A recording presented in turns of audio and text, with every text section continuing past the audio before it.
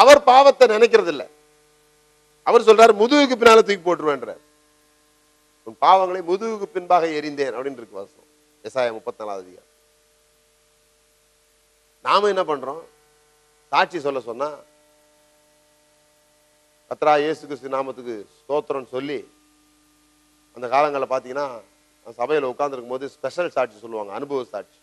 ஒரு 20 நிமிஷம் இன்னைக்கு பிரதர் சாட்சி சொல்லுவாருன்னு அவங்க சொல்லுவாங்க பாருங்க. ஒரு 18 நிமிஷம் அவங்க எவ்வளோ பாவம் செஞ்சாங்க, எப்படிலாம் செஞ்சாங்க, எவ்வளோ மோசமாக வாழ்ந்தாங்க அப்படிங்கிறத விழாவாரியாக பேசிகிட்டு இருப்பாங்க. இது தேவன் மறந்து போன ஒரு விஷயம். பார்த்துங்க, தேவன் மறந்த விஷயத்தை எடுத்து வச்சு ரொம்ப விழாவாரியாக சொல்லுவாங்க. சொல்லிட்டு கடைசி 2 நிமிஷத்தில் இப்போ எனக்கு சாப்பாட்டு கூட வழி கிடையாது, துணி வாங்க வழி கிடையாது, ஆனாலும் ஆண்டவருக்குள்ள ரொம்ப சந்தோஷமா இருக்கிறேன் அப்படி ஒரு கதை வேற சொல்லுவாங்க. நான் யோசிச்சுட்டு இருப்பேன் ரட்சிக்கப்படாத காலத்தில், அடடா இந்த ஆண்டவர் ஒரு காலம் ஏற்றுக்கூடாது, இவர்கிட்ட போனால் சோத்து கூட வழி கிடைக்காது போல் இருக்கு, இப்பவே சந்தோஷமா தான் இருக்கிறோம், இப்படியே இருந்துருவோம் அப்படின்னு நினைப்பேன். விசுவாச மகிமைப்படுத்துறாங்க. நான் சொல்றேன் உங்களுக்கு, யாராவது நீங்க இந்த பாவம் செஞ்சது உண்டா அப்படின்னு கேட்டா மறந்துட்டேன்னு சொல்லுங்க, ஞாபகம் இல்லைன்னு சொல்லுங்க. ஏன்னா தேவன் அதை மறந்துட்டார். ஒருத்தர் ரொம்ப அழகா எழுதியிருந்தாரு, தேவன் நம்முடைய பாவங்கள் எல்லாம் எழுதியிருக்க அந்த புக் இருக்கு இல்லையா, அதெல்லாம் கிழிச்சு அந்த பேப்பர்லாம் பொட்டலமா கட்டி ஒரு தூதண்டை கொடுத்து இருக்கிற கடல்லே ஆழமான கடலா பார்த்து அதுலயே ஆழமான இடத்துல கொண்டு போய் போட்டுட்டு அங்க ஒரு போர்டு வேற நட்டிட்டு வந்துரு, நோ மோர் ஃபிஷிங், இந்த இடத்துல யாரும் மீன் பிடிக்காதீங்கன்னு எழுதிட்டு வந்துருன்னு சொன்னாராம். ஏன்னா அதை மறுபடியும் எடுத்து வச்சு நம்ம ஜனங்க வாசித்துக்கிட்டு இருப்பாங்கன்னு சொல்லி அவர் மன்னிச்சிட்டேன்னு சொன்னதெல்லாம் இவங்க ஞாபகம் வச்சு பிரசங்கம் பாருங்க. நம்முடைய பழைய பாவத்தெல்லாம் கிளறி பிரசங்கம் பண்ணுவாங்க. சில பேருக்கு அந்த பாவமே தெரியாது, ஸ்டேஜ்ல இருந்து சொன்ன பிறகு தான் தெரியும், ஓ இப்படி ஒரு பாவம் இருக்கு போல இருக்கு, செஞ்சு பார்க்கலாமே அப்படின்னு சொல்லி. அப்படிப்பட்ட பிரசங்கங்கள், பாவத்தை கிளற பிரசங்கம்லாம் பண்ண வேண்டாம். மூடுங்க. மூடுனவங்க நோவ ஆசீர்வதிச்சார், நிர்வாணத்தை மூடினாங்க, அதை ஆசீர்வதிச்சார். தேவன் மூடுகிறவராக இருக்கார், தம்முடைய ரத்தத்தினாலே அதை நீக்குகிறவராக இருக்கிறார். அதனால நம்மை நாமே மன்னிப்பு பெற்றவர்களை போல பார்க்க நாம் கற்றுக்கொள்ள வேண்டும். இதனால இந்த மன்னிப்பு பெற்றவர்கள் எப்படி இருப்பாங்க அதான் நான் சொல்ல போறேன். ஏன்னா நிறைய பேருக்கு இந்த மன்னிப்பை பற்றி பேசும்போது ஏதோ கடிந்து கொள்ளுகிற பிரசங்கம் தான் நிறைய பேருக்கு பிடிக்கும். கடிஞ்சுக்கிட்டு பேசணும், அப்படியே ஆவி பறக்கணும், அப்படிலாம் பேசினா தான் பிடிக்கும். நான் அதெல்லாம் பார்த்துட்டேன். அப்படிலாம் பேசி நான் ஆவி பறக்க பேசின உடனே என்ன பண்றாங்க, என் முன்னால எதையும் தப்பு செய்யறது இல்லை. தேவனுக்கு பயப்படுறாங்களா இல்லையோ, எனக்கு பயந்துடுறாங்க. ஐயோ பாஸ்டர் வர்றாரு, டிவி ஆஃப் பண்ணுன்றாங்க. நான் எனக்கு பயப்படுறத பத்தி போதிச்சு என்ன புண்ணியம் இருக்க போகுது? அவங்க எப்படியோ தப்பிச்சு போய் இப்போ நீங்க உங்க வீட்டில் டிவி பார்க்கக்கூடாதுன்னு சொல்றீங்கன்னு வச்சுங்க, பிள்ளைங்க பக்கத்து வீட்டில் போய் ஸ்பெஷல் கிளாஸ் படிக்க போறேன்னு போய் அங்கே போய் செஞ்சுட்டு வந்துடும், பார்த்துட்டு வந்துடும். அது போல இங்க நாம கர்ண கொடூரமா கண்ணெல்லாம் வச்சுக்கிட்டு பேசினா நம்ம முன்னால தான் பயப்படுறானுங்களே தவிர வெளியே போன பிறகு அதே தான் செஞ்சுட்டு இருக்காங்க. ஆனா இந்த மன்னிப்பை பத்தி சொல்லி கொடுத்த பிறகு நான் பார்க்குறேன் அனைவருடைய வாழ்க்கையில பயங்கரமான மாற்றங்கள். எங்க போனாலும் தேவனை நேசிக்கிறாங்க. அப்படி என்னுடைய சபைகளில் ஜனங்களுடைய வாழ்க்கை மாற்றத்தை சாட்சிகளாக கேட்க முடிகிறது. எத்தனையோ பேருடைய வாழ்க்கை அப்படி மாற்றப்பட்டிருக்கு. அதனாலதான் உங்களுடைய வாழ்க்கை கூட இப்படி மாற்றப்பட வேண்டும் என்று விரும்பி இந்த காரியத்தை சொல்றேன். மன்னிப்பு அப்படிங்கிறது உங்களை மறுபடியும் பாவம் செய்ய தூண்டணும்னு நினைக்காதீங்க. மறுபடியும் மன்னிப்பை கேட்டுக்கலாம். அப்படி பாவம் செய்யறவங்க உண்மையிலே மன்னிப்பை பற்றி தெரியாதவர்கள் என்பதை நீங்கள் அறிந்து கொள்ள வேண்டும். இந்த மன்னிப்பை பெற்றவர்கள் பாவத்தை வெறுக்கிறவர்களாக இருப்பார்கள்.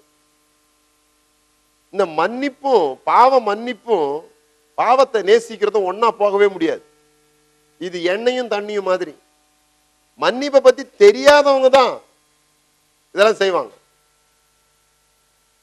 நிறைய நேரத்தில் நாம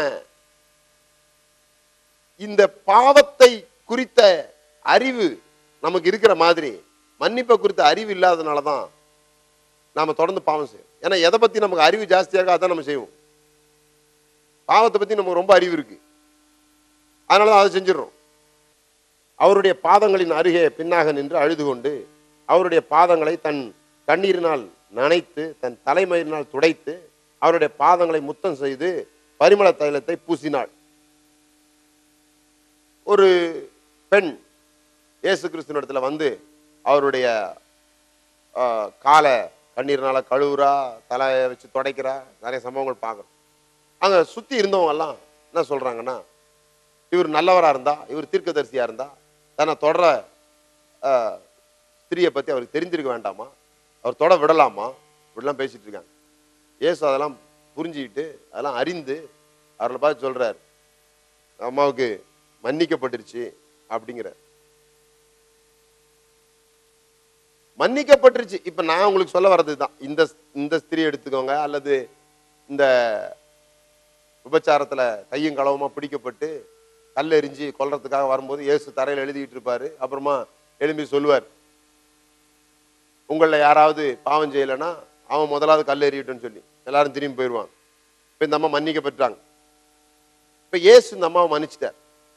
நானும் உன்னை தண்டிக்கிறது இல்லை, போ அப்படின்னு சொல்லிட்டார். சொல்லும்போது சொல்லி அனுப்புறாரு, இனி பாவம் செய்யாது. எத்தனை பேர் நீங்க நினைக்கிறீங்க இந்த மாதிரி நேரா போய் பாவம் தான் செய்ய போனாங்கன்னு சொல்லிட்டு மறுபடியும் இயேசுகிட்ட மாட்டினா அவர் மன்னிச்சிடுவாரு? நிறைய பேர் அப்படி நினைக்கிறோம். மன்னிப்பு மன்னிப்புன்னு பேசிட்டோம்னா பிரதர் தொடர்ந்து அவனுங்க தப்பு செய்திருவாங்க. பாருங்க, உங்களை நான் காப்பாற்ற முடியாது. எந்த நேரமும் நான் உங்க கண்ணை பார்த்துக்கிட்டு நீங்க எங்கெல்லாம் போறீங்க எங்கெல்லாம் வர்றீங்கன்னு எந்த மனுஷனையும் கண்காணிக்க முடியாது. ஆனா இந்த தேவனுடைய மன்னிப்பு அந்த சகோதரிக்கு என்ன செஞ்சிருக்கும்? இந்த சகோதரிக்கு என்ன செஞ்சிருக்கும்? அவங்க மறுபடியும் அந்த பாவத்தை வெறுத்திருப்பார்களே தவிர ஒருபோதும் மறுபடியும் அந்த பாவம் செய்யறதுக்கு போயிருக்க மாட்டாங்க. அதான் தேவனுடைய மன்னிப்பை நேரடியாக உண்மையாக பெற்றுக்கொள்ளுடைய நிலை. அப்போஸ்தலர் 19:19 வாசிக்கிறோம். மாய வித்தைக்காரர்கள்லாம் ரட்சிக்கப்பட்ட உடனே என்ன பண்றாங்க? எல்லாத்தையும் கொண்டு வந்து எரிக்கிறாங்க. பாவங்கள் அவர்களுக்கு மன்னிக்கப்பட்ட சந்தோஷத்துல அவங்களுடைய பழைய வாழ்க்கையை தூக்கி போட்டு எரிக்கிறாங்க. உண்மையிலே பாவத்தின் மன்னிப்பை பெற்றுக்கொண்டவர்கள் பாவத்தை வெறுப்பார்கள். அது மாத்திரம் இல்ல, பாவத்தை வெறுக்கிறதோட நின்ற மாட்டோம், இயேசுவை நேசிக்க ஆரம்பிச்சிருவோம். ஏன்னா அவர் நம்முடைய பாவங்களை மன்னித்து இருக்கிறார்.